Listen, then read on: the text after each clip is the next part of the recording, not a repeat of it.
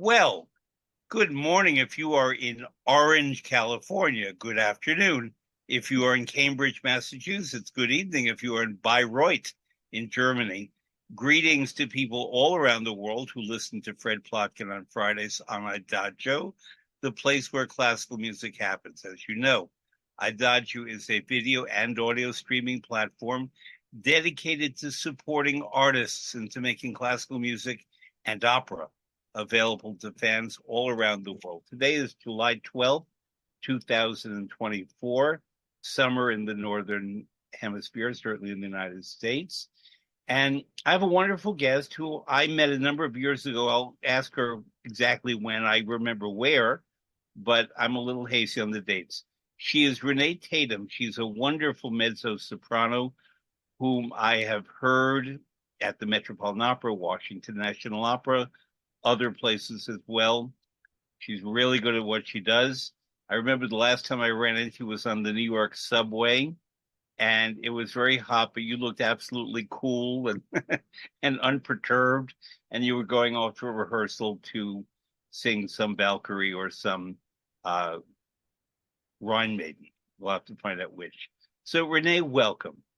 Thank you so much. I'm so happy to be here with you today. Great.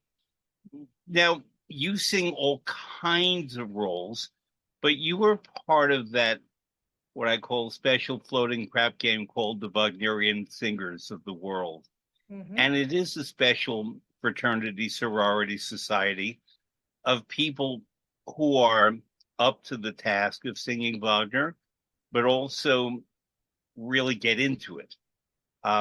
These are roles that all of you live with, that you deepen, that as you progress, as you appear in other productions, you acquire new insights about the characters that you performed.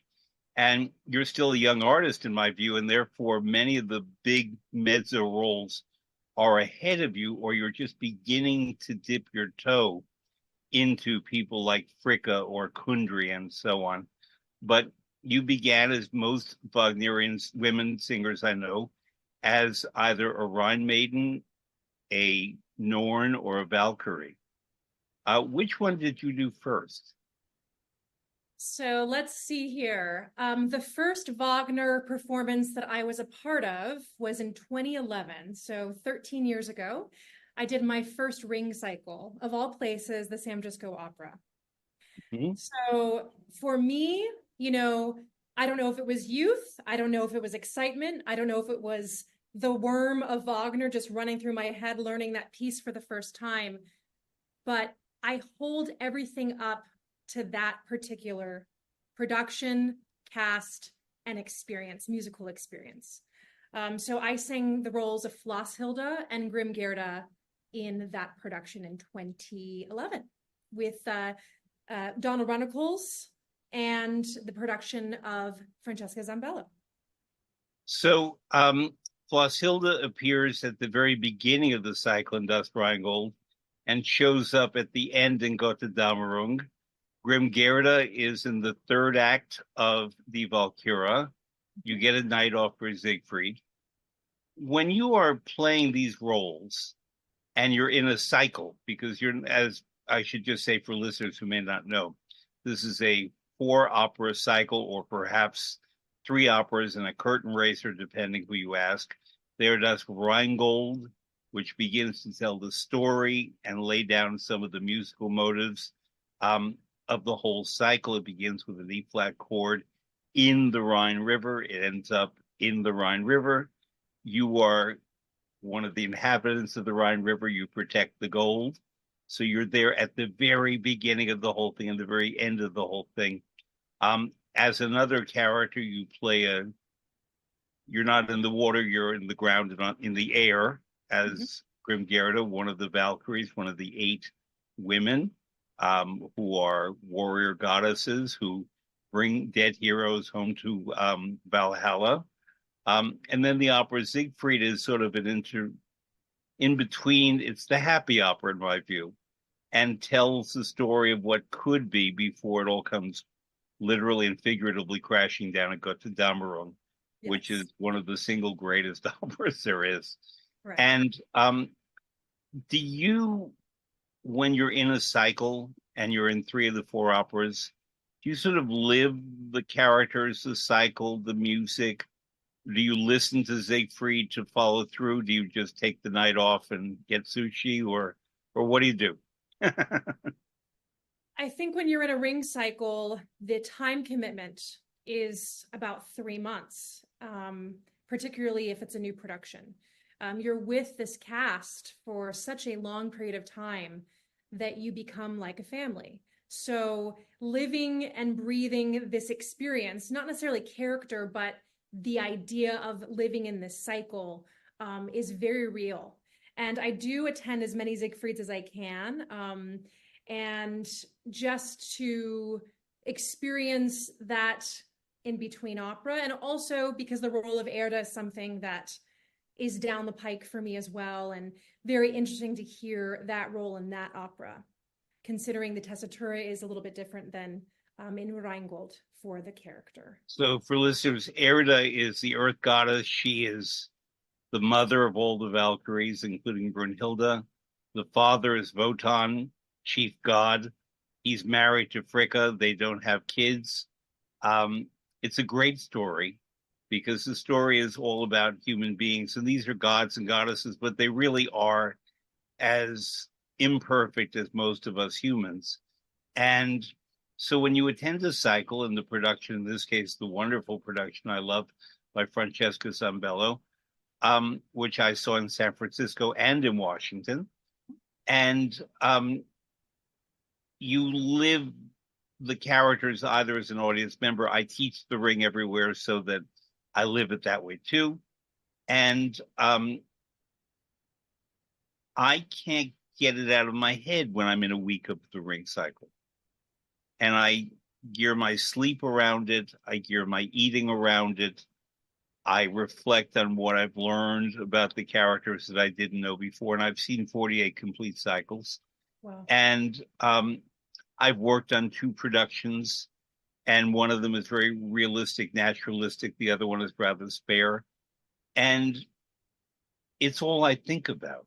Mm-hmm. It's a very compelling, addictive thing in a good way. Oh, And absolutely. yeah, so when I know artists such as yourself, Christine Gerke is certainly a friend, and I know many people who specialize in Wagner.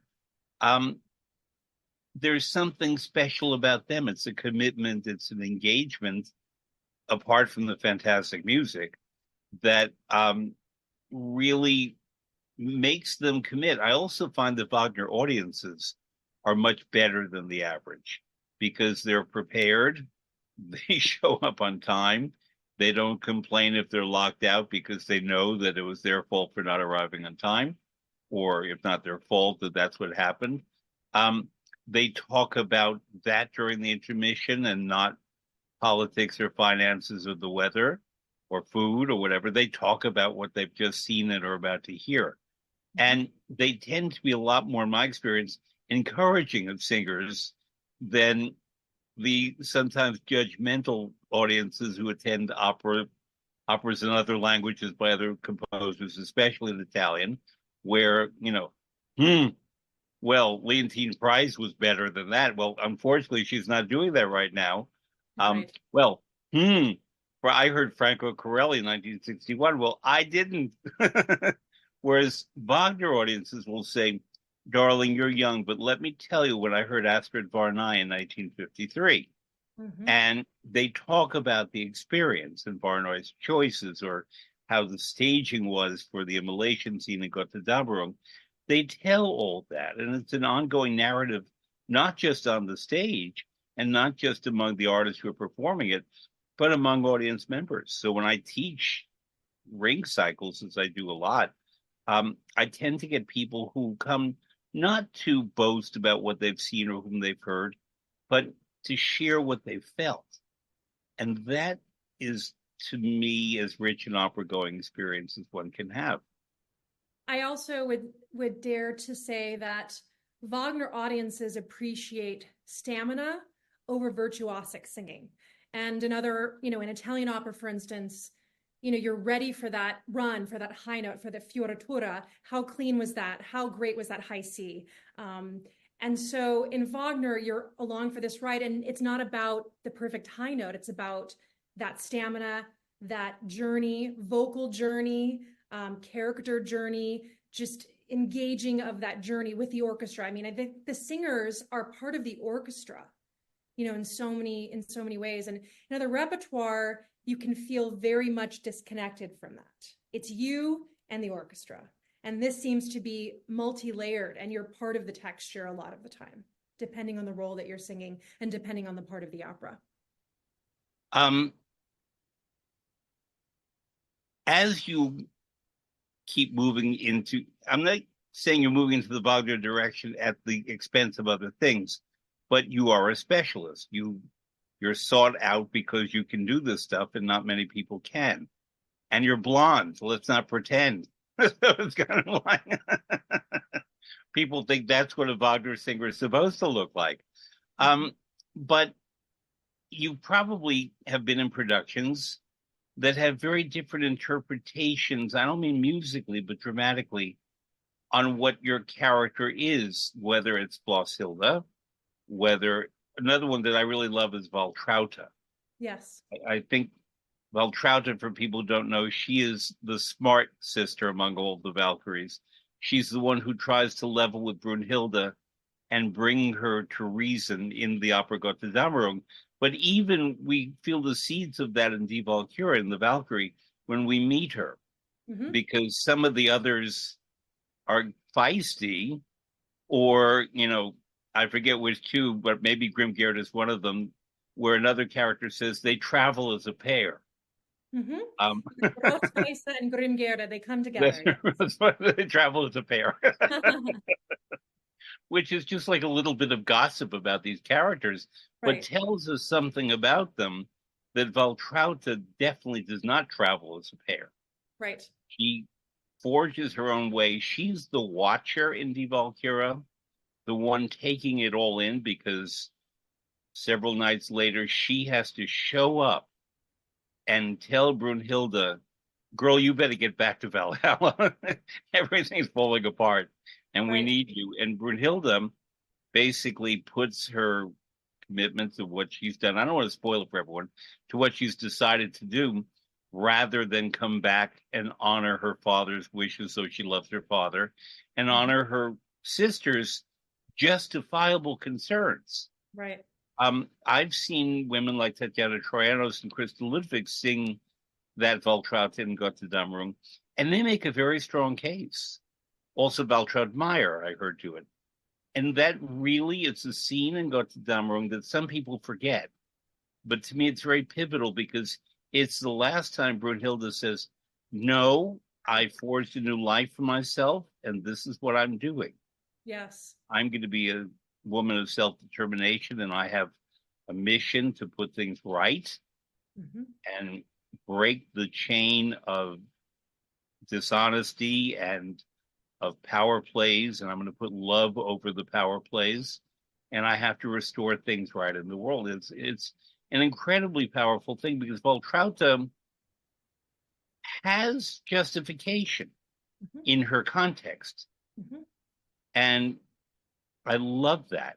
So when you have played Valtrauta in Die Walküre, do you think of her just in that opera, or are you already anticipating the woman she becomes when we meet her later on?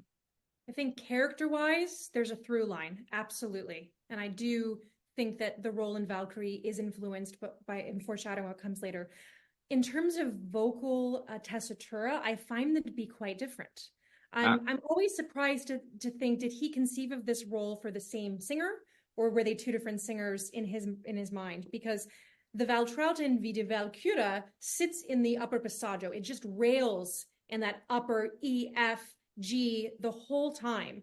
And so for voices that function like that, those kind of Svishny Fach mezzos, they seem to really enjoy honking in that part of the voice. The role of Valtrauta in Götterdämmerung is much more of a contralto mezzo. I would say it's very much like Lieder. It's super beautiful in this lower middle. It's written kind of like Floshilde, with some isolated high notes at the very end, right? So I think that while they're similar in terms of the character, it's the same character. Vocally, they're very different. Huh. So it's an interesting thing, and I think women that sing both roles tend to find one suits them slightly better than the other. I'm just going to define a word for a listener that you spun out in a delicious way. You said Zwischenfach, which Zwischenfach means between two categories of repertory. I think it's the way to describe it. Zwischen, between in German. And I like Zwischene better than Zwischen. Uh, um, and there are many roles, not just in Wagner, but in opera, especially for mezzo-sopranos. And certain artists, such as Joyce DiDonato and Federico Bernstein, specialized in Zwischenfach, Cecilia Bartoli to some degree, in which they can sing sort of high mezzo, lower soprano. Mm-hmm. And if you're Marilyn Horne, you sing everything well. But Yes. but apart from that, and Crystal Lidvig in a way too. Mm-hmm. But someone like Grace Bunbury and Shirley Verrett, both wonderful mezzos, ventured successfully into certain soprano roles, but I wouldn't call them Zwischenfach. I would call them two different roles, two different characters, and two different repertoire that they managed to do incredibly well. But they Exactly. were the exceptions. Then Absolutely. there are the many sopranos, famous example being Regina Resnick, who begin as sopranos, but their voice migrates or perhaps already was a mezzo, and they turn from singing soprano roles to mezzo roles to sometimes contralto roles and have great success at it. Anya Celia was another one who did that. Carita Montilla is doing certain mezzo roles. Even Christine Gerke has done a couple of mezzo roles Mm-hmm. incredibly well. Mm-hmm. Um, so this is what happens. The voice evolves, our characters evolve, our personal characters, I mean. Now, you have also looked at Fricka, Fricka being Mrs. Votan, the person who upholds the laws such as they are, basically saying you don't break the laws, and family values, as I see them, are family values. And you, Votan, have wandered astray, and therefore you have broken the law. And she, Fricka, lays down the law in their Yes. very troubled marriage. Yes. Um, Actually, I want to correct that. I've yeah. performed it. I've done the Rheingold Fricka already. Okay. Yes. Okay. I sang that in 2022 at the Nashville Opera.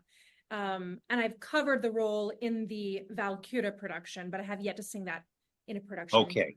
Europe. So Yes. just for people, thank you for correcting me. Of course. We meet her in Das Rheingold, and basically she motivates Wotan to build her a nice big castle with a rainbow bridge that can lead them up there. It means the theft of the gold to pay for it. They're not paying their construction workers. They're the Yes. giants who are wonderful characters, and basically they try to rip off the working classes, Absolutely. and so they have to pay for that in Wagner's view, and I think my view. But then we meet Fricka again when she's mistress of the house of the castle Valhalla, um, and she doesn't like what Wotan has been doing, and Wotan is chafing at the bit because he wants to be out in the world. He wants to exercise his godly powers. He has a very powerful, and I mean that in a very good sense, relationship with his daughter, Brunhilde. That's the true love of his life. He sees in her the future. I think it was fascinating of Wagner in the middle of the 19th century to decide that a man should entrust his daughter with the future of the family business, so to speak. Well before this happened anywhere else. And Absolutely. Wagner somehow saw that as not only logical, but preferable. Mm-hmm. Um, so when you have studied the Valkyria Fricka, how do you see? Well, maybe there. You tell me there musical differences between the Rheingold Fricka and the Valkyria Fricka? Yes, I would say the two roles are written. The Rheingold Fricka is a nice introduction to the character. She is not as dare I use the word shrewish Mm-hmm. as the character in Valkyr, which sometimes can be played that way. Very bitter, which I am not into that portrayal of the role. I would say vocally also, the role in Rheingold is really beautiful and lyric. Yeah. I mean, it is just one of the most beautiful. There's just isolated lines in that piece, especially when she's abandoned, you've abandoned me. Why have you forsaken me? Right. She just sings these beautiful spun out lines in the upper middle. In the Valkyrie Fricka, she's angry. There's much more dramatic intent in the character and also in the voice. So I would say it's a slightly less lyric sing. Mm-hmm. It's longer, of course. It is longer. She has that big scene in the second act. Yes. By the way, Act One of Die Walküre is a thing unto itself because we meet Wotan's twin son and daughter, Sigmund and Sieglinde, and Sieglinde's husband, Hundig, and the act is 65 minutes long. And it's a thrilling piece of music. Yes. It introduces two important characters who are a bit outcast from the Wotan family, primarily because Fricka won't abide them and doesn't like that they have been created and that he loves them, and he feels that Sigmund perhaps represents the future in a way, Brunhilde in another way. But once we meet them, then they get incorporated into the big second act in which Fricka basically lays down the law and says, your children are, I won't say what they're doing. I want people to be surprised. Your two children are doing things they should not be doing. And I don't like it. Yep. And you got to put a stop to that. In fact, Yes. you got to let your son Sigmund die. Yep. And Wotan feels trapped. And yes, he lets his son, he could protect him, but he doesn't. Doesn't. But with a gesture, and the word gay, G-E-H, as in go, he says to Hunding, gay, gay. He says to Hunding, you're gone. And he fells Hunding with a gesture of the hand. And it's incredibly powerful because then Sieglinde has lost her brother and her husband, and the man she loves. We'll decide which one that is, all in about 30 seconds. And Fricka has gotten her way, but at what cost? And Brunhilde is mortified watching all this and doesn't like the fact that you got to stick by the law when the law is not a good thing. And it's a revolutionary thing for that time and for always saying that sometimes the law is not the right thing and you have to break it to put the world right.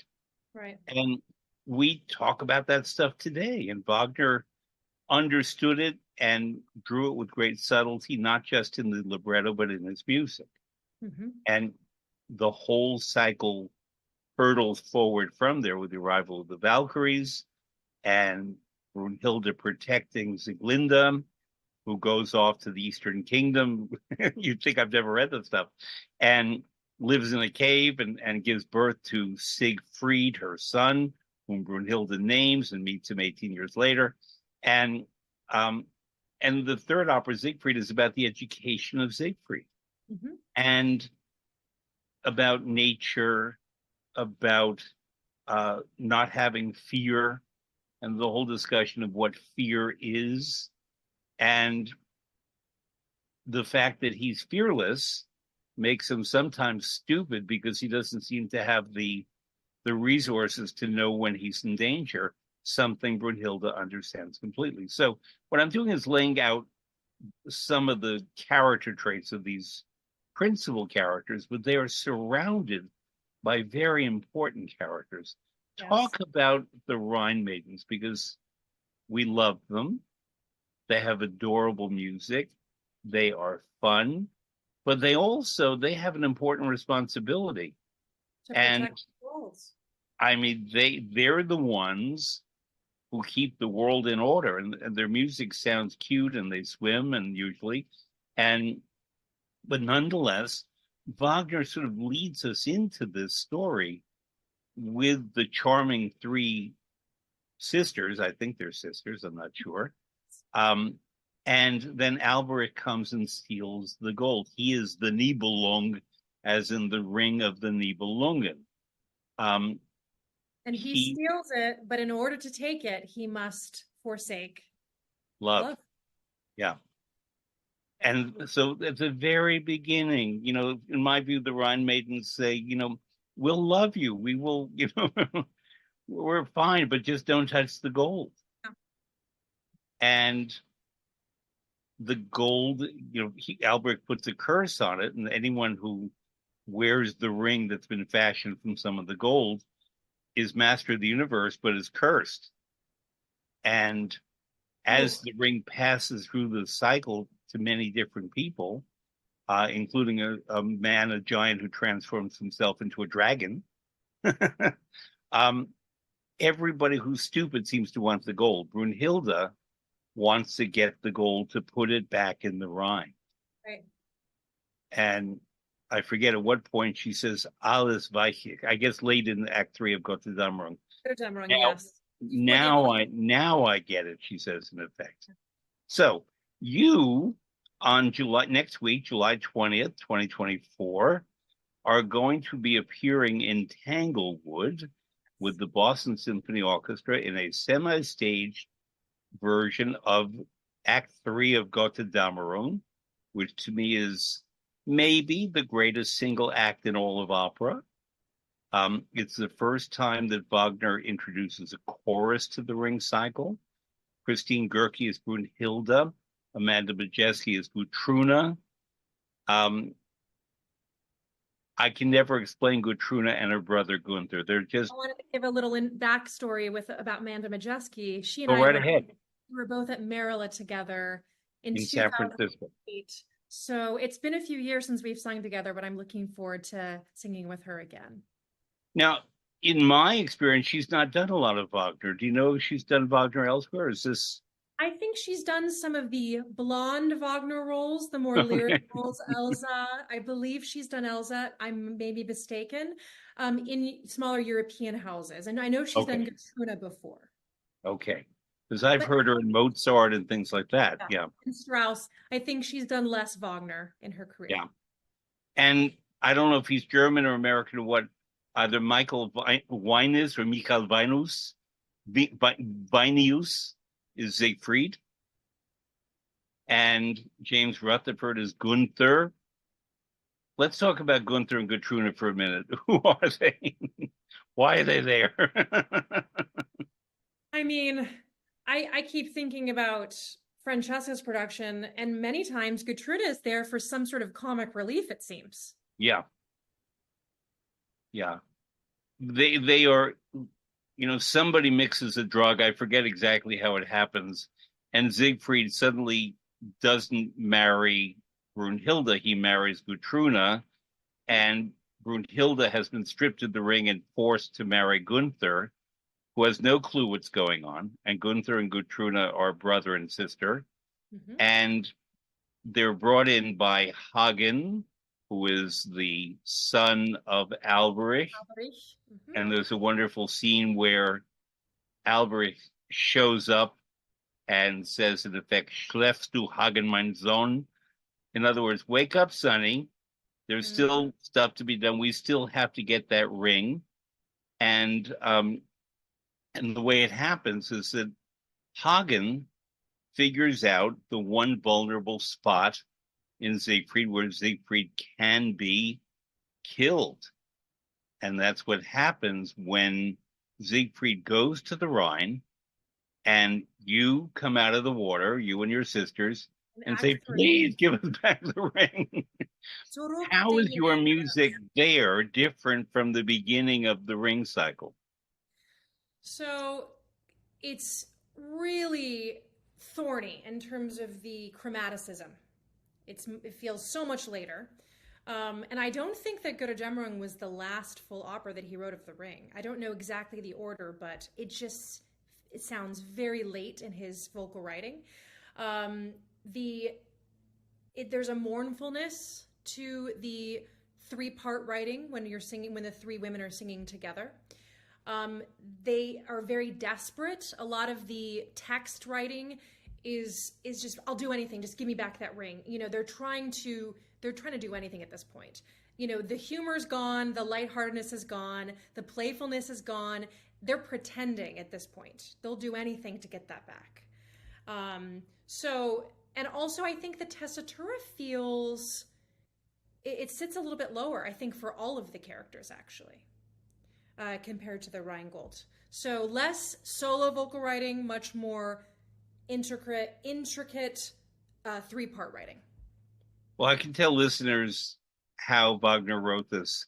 It took him 25 years, Mm. and he began by writing the libretto for Götterdämmerung, the Twilight of the Gods. And by the way, we haven't mentioned the Norns, Right. but at the beginning in Act One of Götterdämmerung, there are these three droopy women whose music has none of the vivacity of the Valkyries and the Rhine maidens, and they're very upset because they, along with Erda, their daughters of Erda, are weaving the rope of life, and suddenly the rope snaps, and they're telling the whole story of what happened before. In other words, in the opera that became Siegfried, in the opera that became Die Walküre, and in the opera that became Das Rheingold. After Wagner wrote this libretto, he said, well, the Norns are not good enough. I better write Siegfried to tell the story. And then after writing Siegfried, the libretto, I mean, he then says, well, who are Siegfried's parents and how did this happen and who's Wotan? And why does Wotan show up as a wanderer in Siegfried to ask Siegfried questions to see if the boy can handle it on his own? And then he said, well, maybe we need sort of a curtain raiser, a shorter work. It's only 2.5 hours. That's Rheingold, the gold of the Rhine, that tells the story of what you are protecting. And so he wrote the libretto backwards. And I think in terms of literature, in terms of the German, in terms of the subtlety of the text, the best one is Das Rheingold. Right. And there are good parts throughout, but Götterdämmerung is 6 hours long. It's a perfect opera. There's not an extra note, but the libretto is just not as compelling as Das Rheingold. Then he began writing the music forward, and he began, I know this specifically, he was on a rough boat ride in Liguria, leaving Genoa and heading to La Spezia. He was taken ashore. His head was spinning, and La Spezia. He was taken to a rooming house and lay down. And he wrote in his diary that he started hearing particular rushing sounds of water and a thrumming in an E flat chord. And he pulled himself up to a desk and wrote out the beginning of the music of Das Rheingold that he wrote in La Spezia in Italy. And from that, he moved forward and began creating what some people call leitmotifs. He didn't, which are, let's call them signature tunes, or we recognize the motive of the sword. We recognize the motive of love. We recognize the various motives. And Wagner wove these motives gorgeously in his music throughout the cycle, both in the vocal category, as you said, and the orchestra, and that you singers are other musicians like the orchestra. Yes. And sometimes the orchestra says one thing while the singer says another, and one could become very nerdy and obsessed over this, but I always tell people, don't do it. Just sit back and listen and just watch. Yes. And then he began to move forward, but because of financial problems, because of a couple of creative impasses he had, he left the ring and he wrote Tristan and Isolde and Die Meistersinger, little operas like that, and then went back to the ring and completed the third act of Siegfried, and then really felt in full flower for Götterdämmerung. So to answer your question, I think it took him 20 plus years to build the ideas that ultimately came to musical fruition in the most magnificent way in the whole opera, but especially Act 3 of Götterdämmerung. Absolutely. So you have David Lee is singing Hagen, and I can't read my own handwriting, but it looks like Diana Newman and Rosen and Renée Tatum are the Rhine maidens. And I did not note who was singing Alberic. You happen to know, or we'll find out? I think we'll have to find out. I haven't checked that. BSO, Boston Symphony Orchestra.org, with Andris Nelson, their music director, conducting. Yes. Now, you live in the Boston area. We are So, located in Sudbury, Massachusetts, which is a Metro West suburb of Boston. Yes. okay. And we So, we actually border the towns of Concord, Lexington. Essentially, the beginning of the American Revolution started in our yeah, backyard. yeah. And last week we we were trying to hold on to that. Yes, yes, Let's see if we can yes, do it. yes. We can do We're it. on our own, got the job wrong. um, but anyway, but you are from California. Yes. Where is Orange, California? So I was born in Orange, California, which is in Orange County, a little bit inland from Fullerton, Anaheim, Laguna Disneyland. Niguel, Disneyland, all that area. Yes. Yep.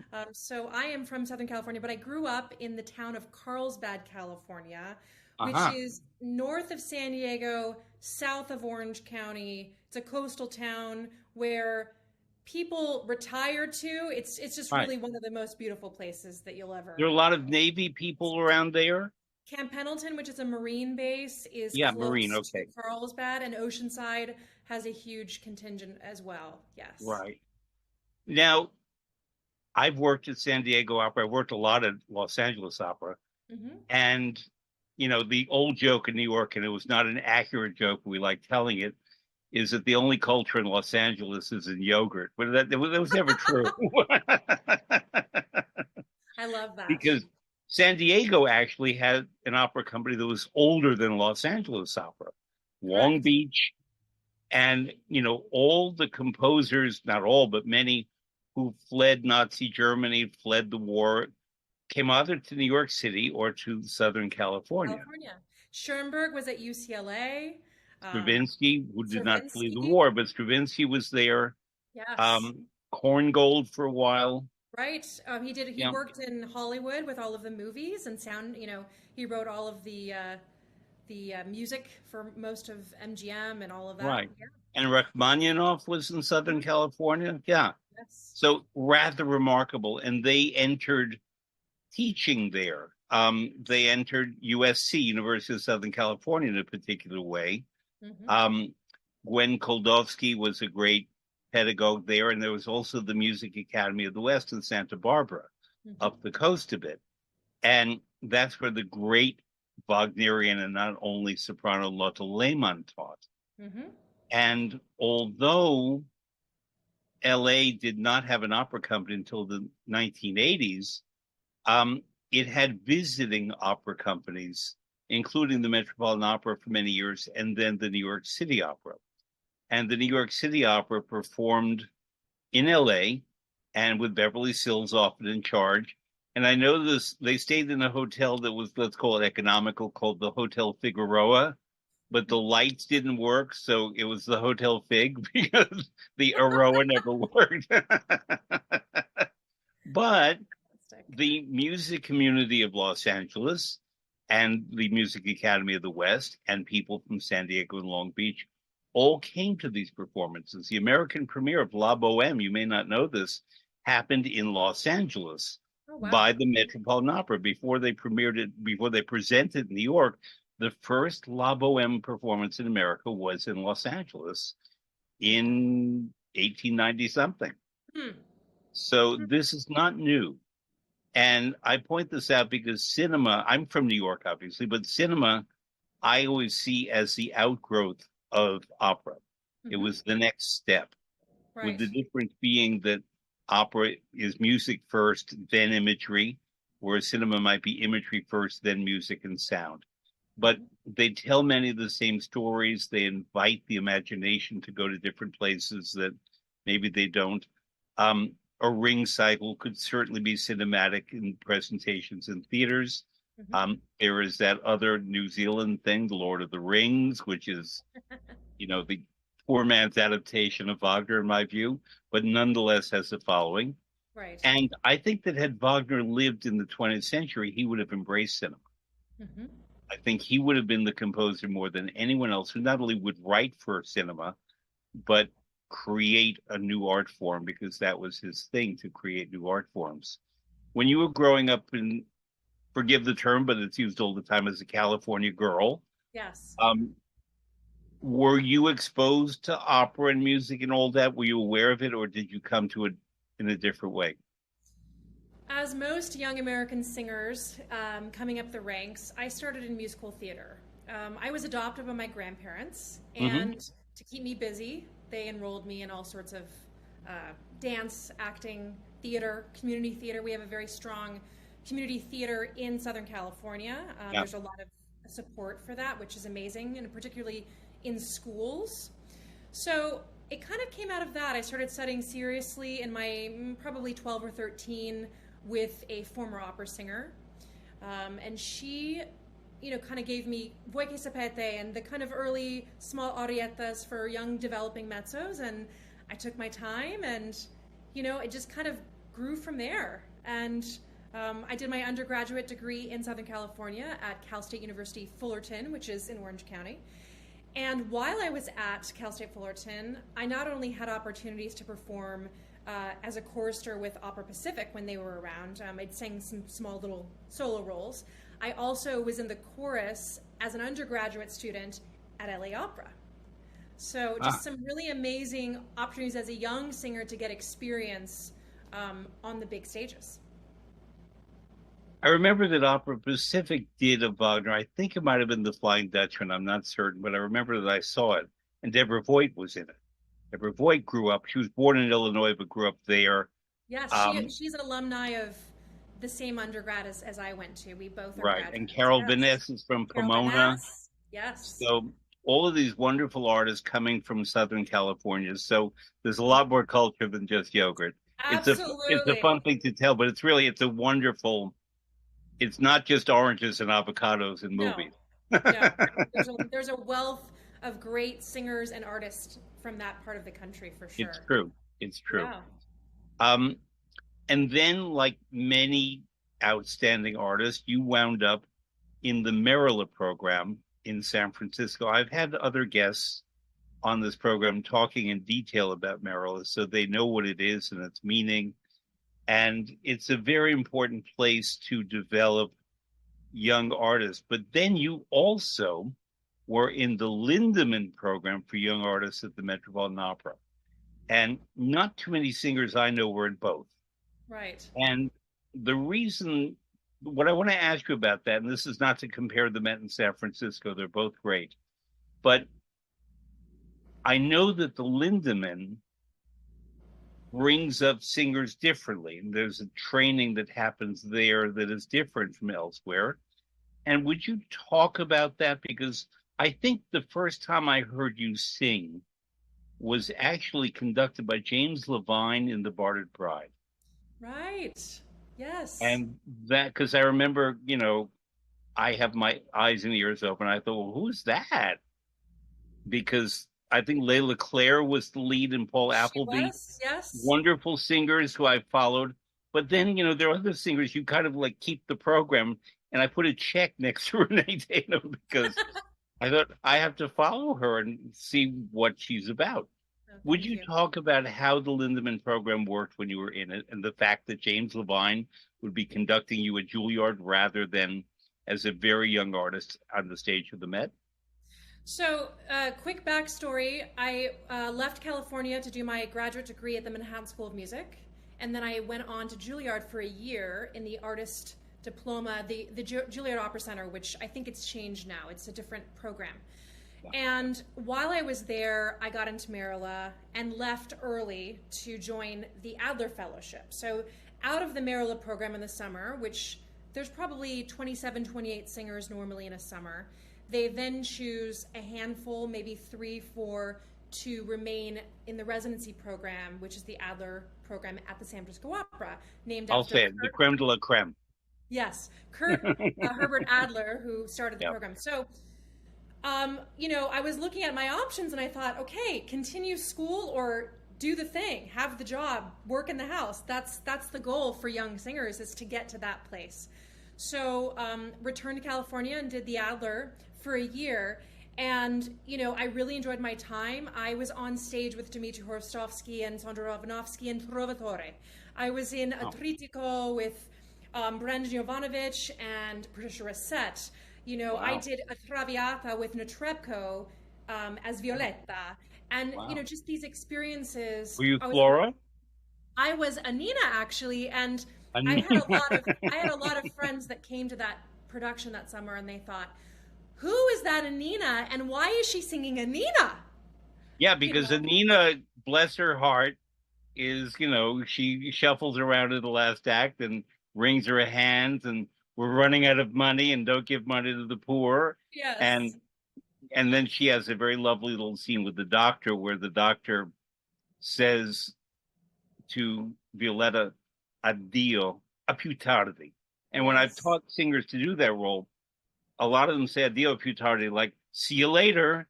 That's not what that is. He's saying addio because he understands that Violetta's going to die, and then he corrects himself a più tardi until a little bit later.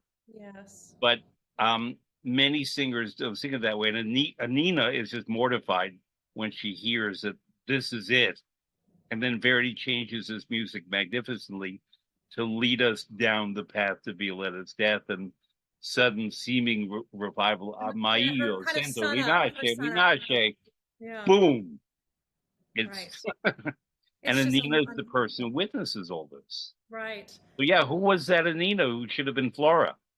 So I ended up doing Flora later, but it was an amazing experience. My time there, I was in Otello. I did my first Amelia. So I had the experience as a young mezzo to do significant supporting compromario roles. I think about Giulietta Simeonato and these mezzos of that generation. They went through this similar process too. They grew up singing these roles in these operas. They really stewed themselves and steeped themselves in these operas. They learned from being on stage with these other singers. So, just to have had that was an amazing time. So I left San Francisco to Wait, join the before you leave San Francisco, Yes. I want to go back to Emilia in Otello. Yes. Emilia in Otello is really one of the great roles. It's not long, Hmm. but it's kind of like Brunhilde, who says, I have to make everything clear and put everything right. We have to get all the dishonesty out here. And my husband, Iago, is the one who got a worm into Otello's brain, saying that Cassio was having an affair with his wife, Desdemona, when in fact, it's Emilia who is there when Desdemona sings her mournful prayer and is going to sleep, and then she's about to leave, and then Desdemona calls out, Amelia, addio, addio, addio. And that addio, she knows what's coming. Right. It's so wrenching. Yes. And what Amelia does is stands there, but somehow in that moment, in good productions I've seen, she doesn't throw her hands up and say, now I get it. But she understands. So she stands vigil outside. And when Otello is murdering his wife, Desdemona, you hear her pounding on the door, and she storms in Aprite. and tells everything. I worked with Jean Kraft, a wonderful mezzo soprano. Hmm. I've never seen your Amelia, so I look forward to it. She was the best Amelia I ever saw. She absolutely nailed it Mm. in a short scene, but one that Verdi wrote and Boito wrote so beautifully. And it was that last jolt in the opera before Otello realizes that he's doomed and he kills himself. Nun mi tema. Hmm. And it's amazing. And it's a great role. It's not a big role, but it's such a good role. It's such a good role, I the Otello that I did it with in San Francisco was Johann Botha, and then I Oh, reprised the role when I was in the Linneman program as Amelia with in the HD production with Renee as in her last Renee um, Fleming. Yeah, Desdemona, and then Johann Botha before he passed away, yeah, and Falk Struckman, who I then sang Wagner with after yeah. that. He sang Iago. I mean, just one of the most terrifying Iagos I've heard live. So I Um, confess, and I did see you, but I was focused. I love Renee Fleming. I love Falk Struckman. I was focused on Johann Botha. of course. He Who was wouldn't be? an extraordinary artist Yes. and a lovely man. He was from South Yes. Africa. He had a gorgeous voice. He had vocal stamina. He could sing Tannhäuser at the end of the opera when everyone else burns out. he had it going. Yes. I knew him. He was a very religious man, and therefore his Tannhäuser was very pious in its way, and he felt his guilt and his shame as the character deeply through his own religion. And he also, this is not a secret, battled cancer. And he had remission for a while and came back to the Met and sang Tannhäuser. I heard him do it in Chicago and then at the Met. And I went to his last performance, and it was captured on HD. And it's just, it has to be seen and heard, because here's a man who's not only wrestling with the complex character of Tannhäuser, but his own life. Yeah. And you didn't have to know that to be moved by it, but I knew it. As I said, we were friends, and when he was doing Fidelio at the Met, he sings. You know, he's someone who's been living on bread and water for 2 years, but it was very heavy. And I said to him, Johann, when people ask you, how come you're so heavy when you've been living on bread and water for 2 years? He said, and I cannot do the South African accent. Well, in the bread, there's a lot of yeast.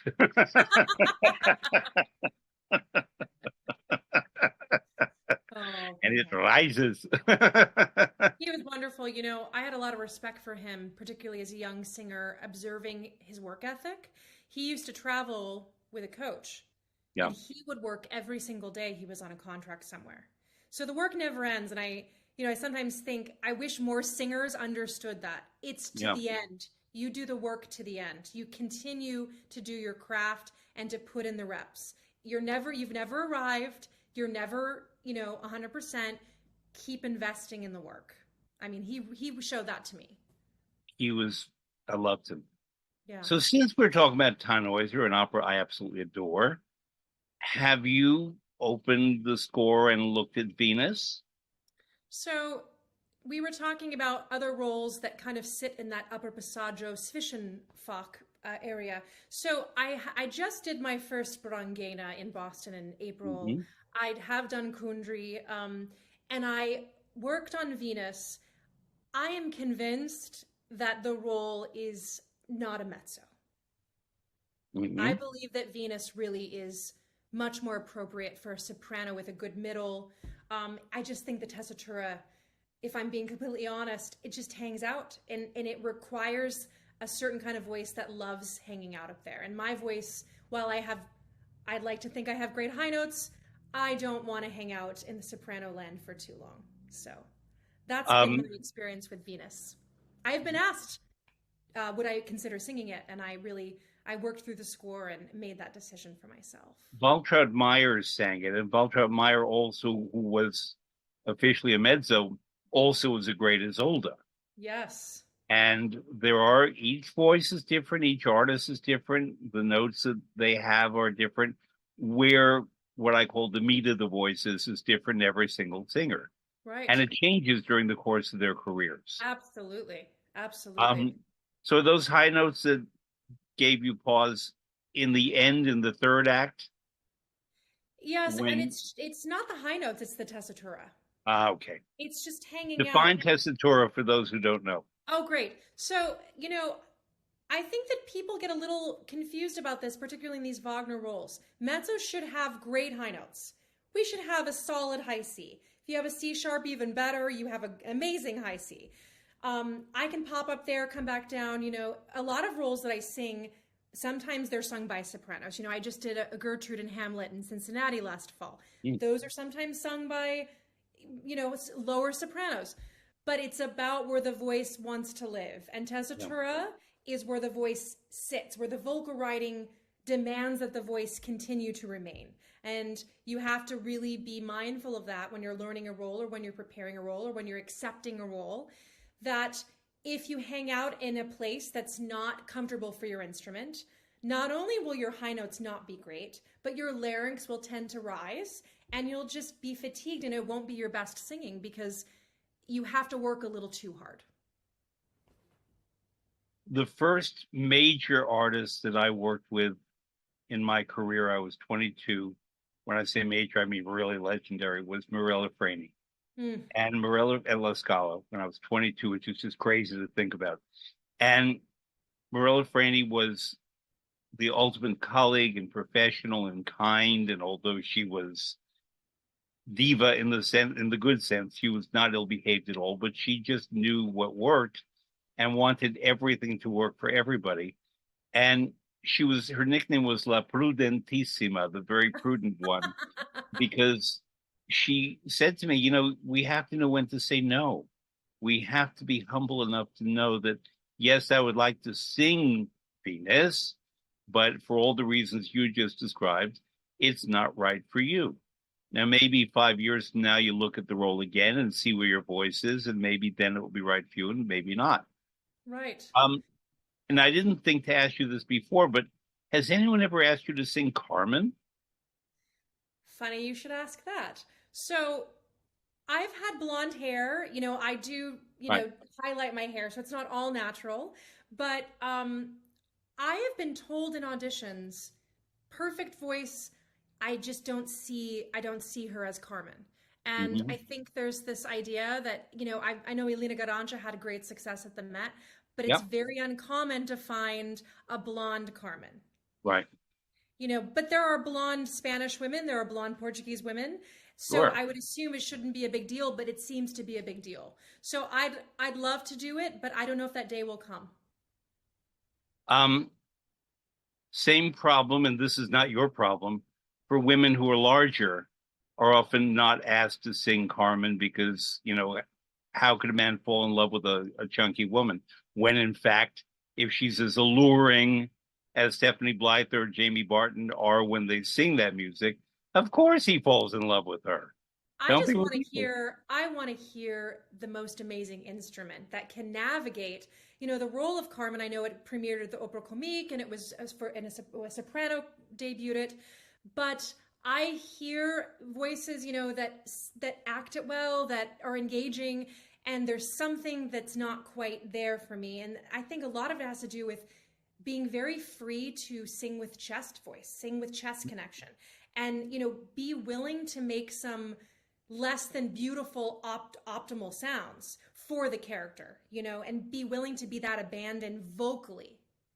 And so when I hear someone like Stephanie, when I hear someone like Jamie, they just they release those instruments and they're just these amazing, Yeah, fully committed singing, yeah, and not precious. I want that. That's what Carmen is. She's a beast in the best way. right. The voice is just this wild animal. And within reason, technique is always in the back seat. But I love hearing that. So When I it's was about a the very voice. little kid, I was taking opera very young. When I was a very little kid, my first Carmen was Crystal Ludwig Mm, at a time when I wouldn't have known who that was and that she was so great and so on in German. wow. So when Wow. I later heard the opera, I believe with Grace Bunbury in French, it sounded all wrong to me, not because of Grace Bunbury, but because I learned the opera in German, In which is German. what Crystal Ludwig sang it in. Bunbury was a terrific Carmen. It's an opera that I'm called upon to teach all the time. I did a video actually with a producer in Boston just about Carmen from the Carian film with Bunbury and John Vickers. But I confess it's not my favorite opera. Okay. I recognize the absolute brilliance of the music, and Levine loved it and he loved conducting it, but I find it dramatically unwieldy. And unless you get a really terrific production and not one that tends to superimpose 21st century values on it, it Right. doesn't quite work and can be very long and very tedious. Right. Unlike that, I will name you a very long opera that I have on my list of roles that I'm going to come see you sing in 10 years is Didon in Les Troyens. I know your voice. That's what I That's want to hear you sing. And I would love to sing that. I coached that with James Levine, with Ken Noda. That's Ah, been a piece in my pocket for a very long time. And it's finding, a house that is going to be doing that. It's so rare for the United States to put on that production. It's so expensive. yeah, So the Met, Chicago, San Francisco, every 10 years maybe. So it's aligning everything in the right way, the right production, the right team, the right house. I know Europe does Les Troyens much more often than the United States, so I'm optimistic that it's going to happen. Well, the Met used to do it every 10 years. Mm-hmm. Berlioz was born in 1803, and the first Met production was 1973. Raphael Kubelik conducting, and Christa Ludwig and Shirley Verrett alternating in the roles of Didon and Cassandra, except that Ludwig got sick of the opening and Verrett sang both Both parts, of which was them. just Yes. astonishing. I got to work with Mm. her a lot, and one of my really very favorite artists was Shirley Verrett for all kinds of reasons. Mm. And then it came in 83, 10 years after. And then I worked at the Met and I was involved very closely in that production, including the broadcast on TV. And we had Placido Domingo as Aeneas, Jessie Norman making her debut as Cassandra, and Tatiana Troyanos as Didon. Although I've seen many wonderful Didons, including Susan Graham, who's fabulous, Joyce Fabulous. DiDonato, I'm suddenly forgetting her name from Boston. Lorraine had Lieberson. Lorraine Hunt Lieberson, thank you Yes. very, very much. Um, they were all wonderful, but no one nailed it like Tatiana Troyanos. Mm. That is in my top 5 performances of anything I've ever seen on the opera stage was Troyanos and Les Troyens in 1983 at the Met. Speaking Then of the Met did a new Troyanos, production in 93 by Francesca Zambello, I think, which was a wonderful production. And we started having people like Ben Heppner and so on. And Olga Borodina was supposed to do it, but she became pregnant. So I think that was when Lorraine Hunt Lieberson came in. And Susan Graham. And by the way, wonderful one in Europe. He's an American, but they don't use him as Gregory Kundi. yes, Fabulous Aeneas, fabulous fabulous. Aeneas. I saw him do it with Susan Graham in Paris. It was just unforgettable. That is an opera. Anna Caterina Antonacci as I Cassandra. I saw her do the production in San Francisco. I was in So San did Francisco I. before I went to Asia to do a production of Götterdämmerung, I think. Yeah. And I mean, she was Cassandra, I believe. Yes, Cassandra. And I'm trying to remember who. Well, Susan Graham, of course, she was the Right. Didon. Susan Graham. And Brian Email, I believe, was the Yes, I think. unbelievable that Anna Caterina Tonacci, in my opinion, I mean, she's so inspiring. I mean, Yeah. she's a soprano, mezzo. She sings whatever she wants and is committed 100%. Whether it's a soprano role, a mezzo role, she's kind of doesn't have a Fach. Right. She kind of just FACH. And and Jonas Kaufman, I know, loved singing Don Jose to her Carmen. And that was a great Carmen. That one I will take home. mm-hmm. But this is what I mean is that Les Troyens is just it to me. It's like the other Wagner. Yes. That if you are a Berliozian, as I am, and I was once chatting with Susan Graham, and she says I'm absolutely a Berliozian.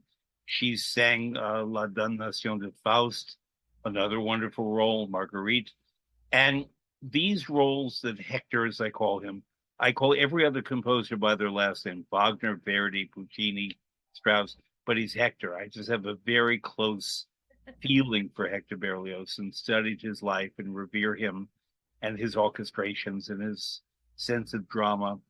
And his works to some people are incomprehensible. To me, they're just so splendid. And I think he even outdoes Wagner in terms of the orchestrations next to the singers. I agree. It's interesting for somebody that got rejected from the conservatory, and he was a guitarist. He didn't have formal training in composition. He was I a think drug that's addict. why he was exactly, and he was in love with, a European, Elizabethan actress, and just kind of in that whole obsessed with her. He wrote And she didn't speak French and he didn't speak English. She was Irish. yes, Yeah. and oh, right, she was Irish, and he wrote Symphonie Fantastique, Right. with her in mind. But I hear so much of the chances he was willing to take in his writing, and that's why it sounds so much later, because he broke all the rules because he didn't have rules. Right. And That's made him the real revolutionary.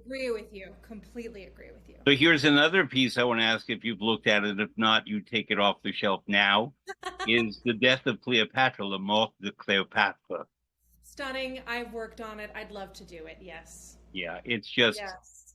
and he wrote that as basically a piece to get a scholarship, and it's just fabulous. And I heard Olga Borodina do it, and Baltrop Meyer and Jesse Norman, and anyone who's done it, if they get it and they really get it, Joyce Donato, it's just one of the most amazing pieces. It's about 20 minutes, and it's Cleopatra, which brings up another thing. Have you ever looked at Massenet? Well, speaking of Massenet, I have. I mean, I've covered the role of Charlotte twice. I mean, In that's a Berthier? dream role. Also, very Wagnerian in scope. I think about these French composers and how the voice parts are written. Having, as I mentioned before, having just done the La Reine in Hamlet, which is very vocally demanding, but is written very much like the Wagner repertoire. Right. So I see a huge similarity to these French composers of the mid later 19th century and their Germanic influence and the way they write. And I feel like they conceived of the same types of singers, Yeah. which is why I find that they are well written for a voice that likes to do both. I tell you why I asked, because um, people ask me all the time two questions. Number one is, who's the greatest of the three tenors? And I never answer because they're all great. And I always say Alfredo Kraus was better than any of them. But, and Luciano agreed with me on that. And, but the other question I'm asked is, what operas are not done that you want to see done? And my answers were three, and two of them have now been done. One of them is Cherubini's Medea, which was done sensationally with Sandra Radvanovsky at the Met. Um, Rossini's Guillaume Tell, Mm, which Gian Andrea Nozeda picked up in Turin, and then he brought it on tour. And then it was done at the Met with, I believe, I should know this, Fabio Luisi conducting wonderfully, and you've worked with him. yes. Um, and the third opera is by Massenet, his last opera, Cleopatra. And he wrote it for a soprano that he may have had a relationship with, or not, a mezzo soprano, Hmm. or a Zvishin woman Hmm. who is a California girl. Oh, Her wow. name was Sybil Sanderson, and she moved to Paris.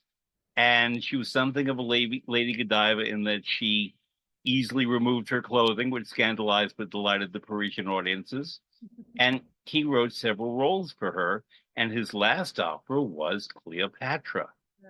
And it's a beautiful opera with a wonderful part for, I believe, the mezzo voice exactly where yours is. Yeah, You can look at it, I but if will. it works for you, and then when a company says, what opera do you want to do?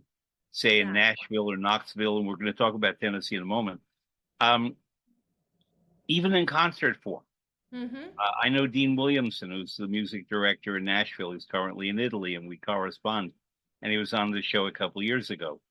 And everyone knows her story, Hmm. but not many people know this particular telling of the story.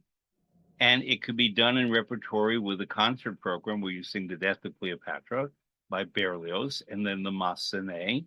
I would come to Nashville for that. I love that idea. I Music love City. that. Yeah. Yes. So I know that you already, because you have such a wonderful education. Actually, before I get to that, I want to talk to you more about the Lindemann program. Sure, yes. I think we kind of bypassed that. I apologize if Yeah. we got I know that in the Lindemann program, they often would bring in these wonderful veteran singers to work with the young artists. Did you work with a veteran singer who influenced you in a particular way? So there were quite a few. I loved working with Valtrud Meyer. We worked Well, on yeah. the Les Troyens aria. Oh my. Dramatic. She Yeah. was very hesitant to give vocal feedback in her coaching. She was much more about the text, the character, the follow through, the intention. And I really appreciate that because as singers getting five different opinions from five different people and trying to implement at least one of them, I was very grateful that I didn't have a sixth opinion that day. You Yep. know, that was very helpful. Yep. I thought she was amazing. I was kind of a little bit awestruck to be able to work with her. I have Yeah. so much respect for her and her artistry. Me too. I did some work with Dame Kiri Takanawa. Yep. You know, What we did she worked. teach you?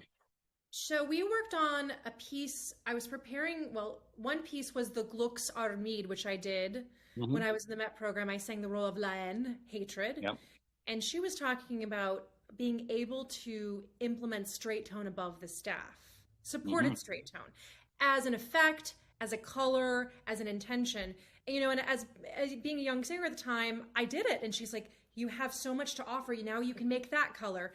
And I was a little bit hesitant at the time because you just hear about straight tone being no, no, no, no, must vibrate, no straight tone in singing. But now that I can reflect and I am able to incorporate that idea and teach other singers as I work with young singers, um, there was something to that. It's a freedom in the sound to be able to make that kind of sound. So she was really really incredible. Dame Felicity Palmer, I worked on Wow. some the Berlioz songs like Les Nuits d'été with her, Wow. and some Handel. You know, I sing a lot of Handel as well, Hmm. in addition to Wagner. So I mean, there was just I mean, I could I want to name say you something about Curie 25 Takanawa. I people. worked with her Yes. a lot in her sort of most famous years at the Met. Overlapped completely with when I was there, and I knew her very well, and we did all kinds of stuff together. I cooked for her a lot, and we got to know each other very well. And one thing that I always pointed out to people about her who didn't quite get her artistry was you don't have to move. You can sing something like Fiordalici completely still when you sing the way she does, and you become the focus. And there are many stage directors who insist on having people dart about and, sit down and stand up and wander here. If you saw her in Act One of the Marshall and the Rosenkavalier at the end, when she's seated at her mirror, she didn't have to move. No. She sang it so magnificently that what she does, is many singers sort of put it out to you in the audience. She draws you into her with that stillness, and that stillness is not lack of inspiration. I can think of a couple of singers who stood still because they didn't have any concept of what to do. That was not her. She knew exactly what to do, and beautiful woman, and wore her costumes well, but that wasn't the point.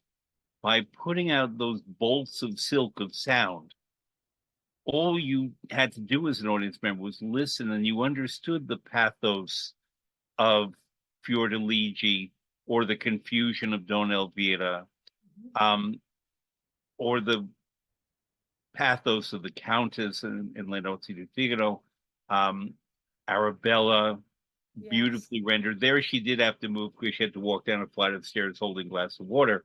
But otherwise, she could just stand still. And a lot of people criticized her, but I always said, no, she doesn't have to move. There are people who have to keep you engaged. And She I was think not one of them. there are some singers that just by nature their voices need energy in a way that sometimes requires a physical engagement to reinvest in the body. I think that it also depends on the singer. You know, she just had that technique just Lined up. completely in her body. Everything was just lined up and working optimally. But I think that some voices do require a little bit more physical energy. And sometimes you have to get in there and make it happen. Feel like I am in trouble. I need to get re-engaged in my body by a physical gesture. Hmm. And so I could see how both sides, that some singers need different things. Yeah. So you now teach. Yes. I know that because I went to the Harvard website that you teach students at Harvard because you live in Massachusetts, but you also teach in Tennessee. Yes. Talk about that. So, the University of Tennessee was looking for an artist teacher of voice that is an active performer that does teach and loves teaching and has success in their own students. And the opportunity came up, and my husband, who's very supportive, a former singer as well, he encouraged me to go for it, to kind of explore all facets of my artistic personality. The COVID epidemic, the Yeah. pandemic, and post COVID, a lot of artists, I think around the world, we really had to dig deep for who are we? What's my identity? How do I move forward? And I knew that in my soul and in my heart that I wanted my identity to be bigger than just being a singer, Right. as it had been for so many years. And so not only am I now a mother of a 3-year-old and also a very active singer, I'm so grateful that I continue to make my way in this career. I feel lucky. A Hmm. lot of it's hard work, and I've never stopped doing the work, but a lot of it is pure luck. And in addition to that, I have a studio of about 10 to 12 singers that I teach. So we're there and we're here and encouraging them on their way and hopefully giving them really solid foundation of singing, of technique, of information, of languages, so that Hmm. when they move through their journey, that they don't have to make some of the mistakes that maybe I've made or I've seen being made. They just have really solid, transparent, good information and technique. Um, Tennessee is a state that is among the most musical places in the world. And when I'm asked to name states in the United States that have disproportionately given to music, I always say New York, Michigan, Tennessee, Mississippi, Louisiana, and there are many others. But somehow those each have formed their particular style of music. And Tennessee is a horizontal state, Mm-hmm. running from east to center to west. And relative to the others, I got there kind of late, but I had always wanted to go there because um, there are different styles of music across the state. Eastern Tennessee and Knoxville, where you are, is what is sometimes called bluegrass. Dolly Parton is from there. Nashville is country music, whatever that is, but also, frankly, corporate music, but it's such a nucleus of musical energy that a lot of people think of it as the music capital of America. I don't, but it's a Mm-hmm. wonderful place for music. And then Memphis in the West is soul and blues and draws from Mississippi. And it's a remarkable place. Mm-hmm. And again, I'm not going to get political here, but it's a state that does not vote the way New York and California, Massachusetts vote. And yet it fosters music and somehow understands that music is a big part of the cultural identity of the state of Tennessee. And I love that so many singers I know in all professions, not just opera, wind up working in Tennessee. And Dean Williamson is about whom I spoke before, Yes. conducts in Nashville, and Nashville has wonderful theaters and a symphony and an opera. And Vanderbilt, where I've lectured, is Yes. in Nashville, and Russell Platt used to be at the New Yorker, and he teaches in Nashville at Vanderbilt, and the whole state. So when Yes. you got there, what did it feel like being a Californian and a Massachusettsian, whatever? And to find this place is very different from the coastal places, but nonetheless deeply musical. So, I used to identify as a Californian, and for a very long time, you know, I'm a Southern California girl. And then, I went to school in New York, lived in New York for a long time, went back for a year, went back, and then I became a Northeast person, living in Massachusetts since 2016. I didn't realize it was happening, but I really became someone of New England, of the Northeast. And I didn't relate to California in the way that I used to. When I visit California, when I sing there, it feels like a place that I used to know. It's been a long time. So being in Tennessee, it almost reminds me a little bit of Southern California, Hmm. particularly the Eastern Tennessee area where Knoxville is. It's beautiful. It has, the topography, the geography of the area. They have mountains, they have lakes, they have water, which is really important, right? For Yeah. any state that's in the middle, I have a problem if I can't see water. I'm not interested in that. So Hmm. they have that, and I feel that there is a deep respect and love for the arts there. I find that the school system seems to really encourage that. Dolly and her initiative about giving back to the arts in that in Tennessee, Knoxville, Nashville, Memphis. I just feel that there's a celebration of music, and I think that, you know, there is a I think that Tennessee is a state that is continuing to be on the rise. There's a lot of migration from the coasts. So I think these cities, particularly Nashville and Knoxville, are starting to change. And while they may not represent what Massachusetts and New York and the rest of the Northeast, they're starting to kind of open their minds and open, their perspective.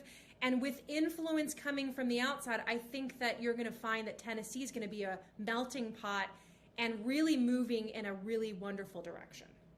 Good. Without getting specific, I Yes. could say that the politics and some of the outlook in Tennessee would not be accepting of a lot of plots in opera, including the Ring Cycle, Mm-hmm. because everything that is discussed is about human imperfection and people who quote sin in one way or another. I always, when I teach the Ring Cycle, point out the following: that none of the characters in the story itself is cognizant of religion. Mm-hmm. It's not anti-religion at all. And Wagner wrote very Christian operas like Parsifal. Tannhäuser and Lohengrin and Parsifal. So it's not that. But somehow the Ring Cycle itself, religion, the gods are you know, the Real Housewives of the Rhine.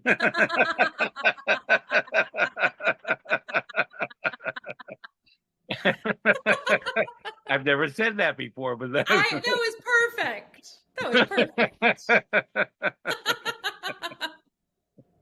but and I wonder about that when I teach, when I go to different places, and I'm aware of certain cities have their religious and social and political backgrounds, and I don't sidestep them because I don't feel that I'm supposed to tailor my knowledge and message to different people. People can disagree with me, and that's Mm-hmm. fine. Mm-hmm. They can completely think I'm a heathen, and that's fine. Mm-hmm. But nonetheless, by bringing these artistic works of genius to places, um, you can say that Verdi's Falstaff, which is Shakespeare's Falstaff, is a rogue. He drinks, he chases women, he's Yes. all that, then he's charming. But Yes. he's outwitted by other people, and you played Mistress Quickly, Yes. so she's a fun part, and it's a very different kind of thing. Then you take these different stories. You've appeared as the second and third lady in Mozart's Zauberflöte to the Magic Flute. That opera is about many things. It's also about religion, among many things. Not only, but among many things. Um, all of human life is reflected and transmitted through opera, and with the music not only providing commentary but making us understand things in a different way. I say that lofty statement as a means of asking you, when you teach and you're sitting down with a student and working a role or working a song or an aria, what do you bring to the teaching moment when you start with that student on that particular aria? So I think a lot of young singers are so overwhelmed with getting it right that they don't know how to break things down. I was fortunate through my training that I don't want to use the word overtrained, but I really got put through the ringer for many, many years. And my standards for myself are sometimes too high. I don't give myself a break. So I have learned through teaching young singers that I need to go easy on myself because I am encouraging and empathetic with them in a way that I am not with myself. And I think that's a huge lesson, particularly for my generation and the generation before us, to change the approach to training singers. So, learning how to take the text apart, learning how to, learn rhythms, and then not make the most beautiful, perfect sound. Just make a sound and just go through the score on a sound. You can't put everything together and have these expectations that things are going to be perfect. And I think that many young singers, they want things now. they are told they need things now. They need to be ready now. They need to be perfect now. They need to, on social media present this perfect package. And if it's not perfect, then what are you doing? And I think that that whole idea, I hope to challenge that, because this is a process. And as I said in the beginning, Johann Botha, circling back to him, the process of learning and growing and getting better and setting the bar higher and raising your handlebars, it never ends. And if you think you're done, then you are declining. Yeah. So that's what I bring, is that the idea that I still have a teacher who I adore, who challenges me and raises my handlebars. I don't think that I'm done. And I'm so grateful because I keep growing as an artist and as a singer and as a teacher now. So I'm going to ask you a generic question that's a delicate question. It's not about you, it's about teaching. Sure.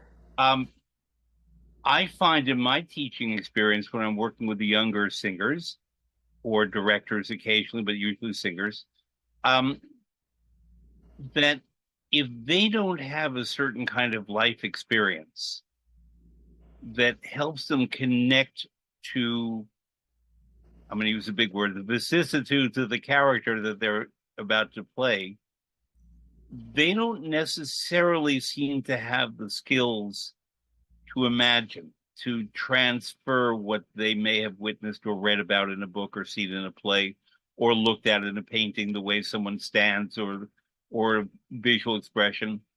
And how, without, and I hate these terms, but without being politically incorrect, how do we transmit to young artists what they might be feeling, or how to find out what the character might be feeling without me telling them this is what that character has going on right now? I think that you just touched on something. I don't think that young artists in general, I don't think that they are as inquisitive enough. I don't think that they go to as much live performance. I don't think they go to as much theater. I don't think they go to as much symphonic concerts. Travel's important. Just going to Europe for a couple of weeks or for a summer or for a program. I think that the best things that you learn is going to those museums in Italy, in Germany, in Austria in the summer, and living that culture and having some sort of reference point. They don't grow up with reference points. And they also, I think, American singers in American training, in American academia, they feel like they always have something to apologize for because they're American. Yeah. Because these are not our languages, and they have to learn every language and sound like a native speaker when they sing. I mean, that's the goal, right? To sound like you're a polyglot, like, oh, I don't hear an American singing this, but there's always something that gives you away, especially as a young singer. But I want them to get over the idea that they have to apologize for not knowing too. And in fact, I get a little frustrated. I'm very patient when someone says, I'm sorry, I'm sorry, I'm sorry. Don't apologize. Don't apologize. You're learning. It's okay. Yes, it's the process. It's the process, and that is definitely a reflex that I hear 50% of the time. I'm so sorry, and I'm like, I don't need you to tell me you're sorry. You're doing the work, so I respect you.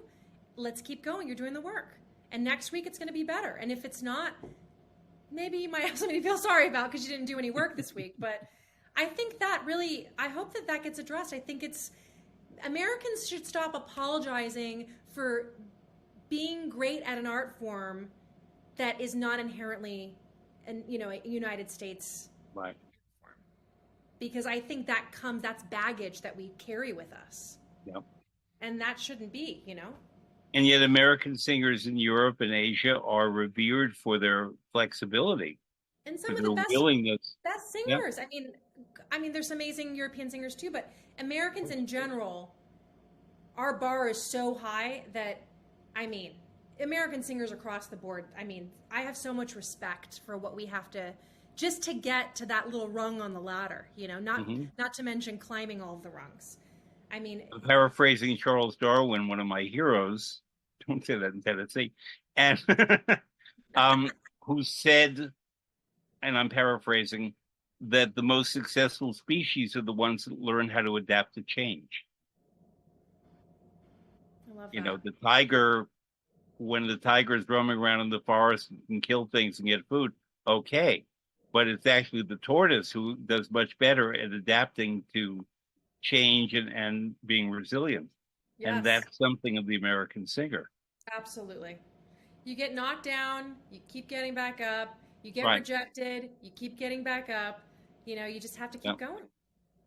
Um, I alluded at the very beginning, and I've loved conversing with you, Renee. It's been a while. I alluded to where we met, but we didn't really talk about that. Was it 2016? Yes. It was Good 2016. memory. Okay. Good memory. In Yes. Washington, D.C. And I was brought in by the Smithsonian to teach a 7 hour symposium on Wagner's Ring Cycle. And they divided it up into four segments. One of them was with the conductor, one was Francesca Zambello, the director, designer, person conceived the ring. One was with singers, and the other was with props and makeup and so on. And you were one of the singers. Yes. And we'd never met, and I had heard you, but I didn't know you in any way. And so I never got to ask you, what was that day like being part of this like four opera event that went on all day? I was exhausted by the end. I was just completely wrung out Sure. because it was like performing a whole ring cycle in one day because I had to teach the whole cycle in one day. But Right. what was your experience that day with this audience in Washington that wanted to learn but didn't necessarily know about it? I remember thinking that you really got your points across very well, and you stood up when you spoke to the audience. Not everyone did. No, they Everyone sit else down, sort of sat down. sat back in their chair. And I stood up because if someone handed me a sword or a spear or something, or a helmet, I got to wear everything that you all were talking about. Right. But you stood up. I'm not complaining. I thought it was great. Why did you stand up when you spoke to the audience? Well, I remember I think I was the youngest singer on that panel Yeah, by by a few years, if not a yeah. decade. So I think for me, there's always been this idea. I started singing Wagner in my late 20s.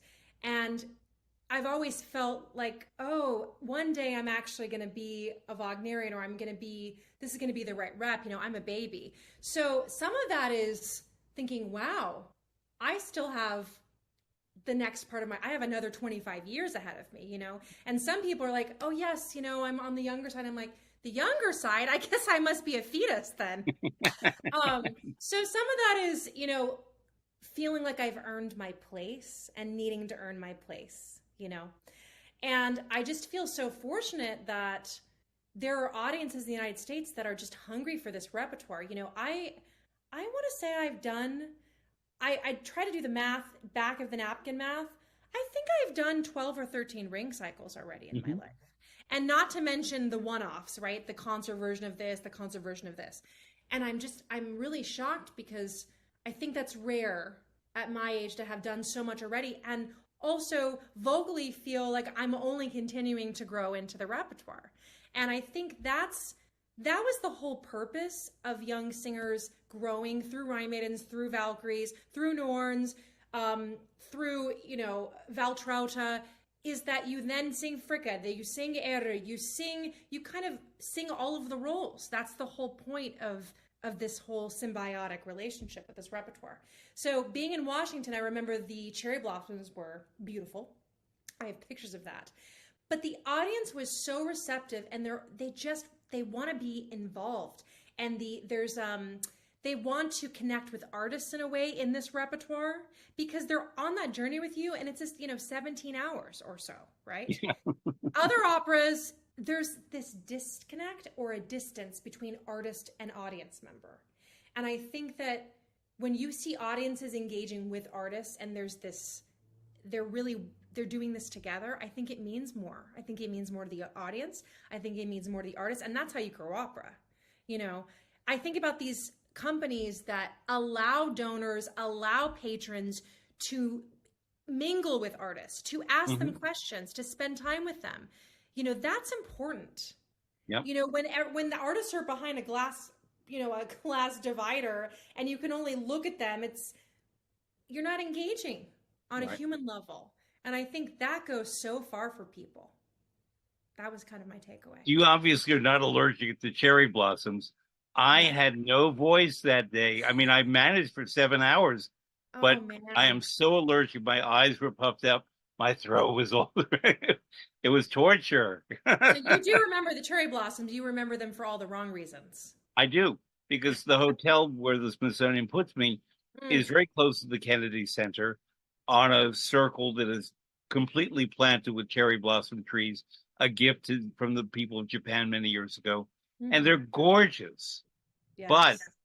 I can't breathe. I croak in that environment. So I've had to arrange from now on that when I work in Washington, it can't be in cherry blossom season because I'm not. Oh, I can barely do it. so you learned your lesson from that. Yeah. Well, it's interesting. I never thought to raise this, but there are places in the world that have plants and so on. Years ago, I think it was 2010, I forget when, I was working at the Austin Lyric Opera in Austin, Texas. And they were doing dialogues of the Carmelites, and the late Virginia Zayani, who was in the original production in San Francisco, came and spoke, and we taught together, and I worked with singers. And because I'm from New York City, we don't have the plants that they have in Austin, Texas. So Right. all the local people were suffering like crazy. I was not. And relatively, I was called upon to do more work because I was the only person not gasping for air because I was not allergic to the trees that Lady Bird Johnson planted along the river there. Wow. So, but part of my calculations in my work in opera, and I would imagine many singers, is knowing what's growing or what the weather is when they go to different places. Yes. And sometimes you have to avoid it. Absolutely. I was concerned about Knoxville, Tennessee, because I have heard that it has incredibly bad pollen and, trees that only grow there that people are very allergic to. Knock on wood, I've had no problems other than Maybe because you're not from there. I that's react to New York City trees because I live a block from Central Park and they get my eyes and everything blows in the park and that I react yes. to. But in Yes. Austin, Texas, I had no problem. That's great. So Renee Tatum, I think you and I could talk for a long I time. think so. I had a wonderful conversation with you. I thank you. I want to tell listeners again that next week on July 20th in Tanglewood in Massachusetts in the Berkshires, the Boston Symphony Orchestra, led by Andris Nelsons, is doing Act Three of Wagner's Götterdämmerung, where everything comes apart. And then, in my view, everything is put right by you and your sisters. Yes. Um, and I won't tell people how it ends this time because I don't know. Christine Gerke is Brunhilde. There's a wonderful cast. You are a Rhine maiden. And I thank you. And I think people are lucky if they get to hear you and your castmates and the Boston Symphony and Andris Nelsons on July 20th. I wish I could be there. Thank you so much. It was such a I pleasure. thank you, Renee. See you soon.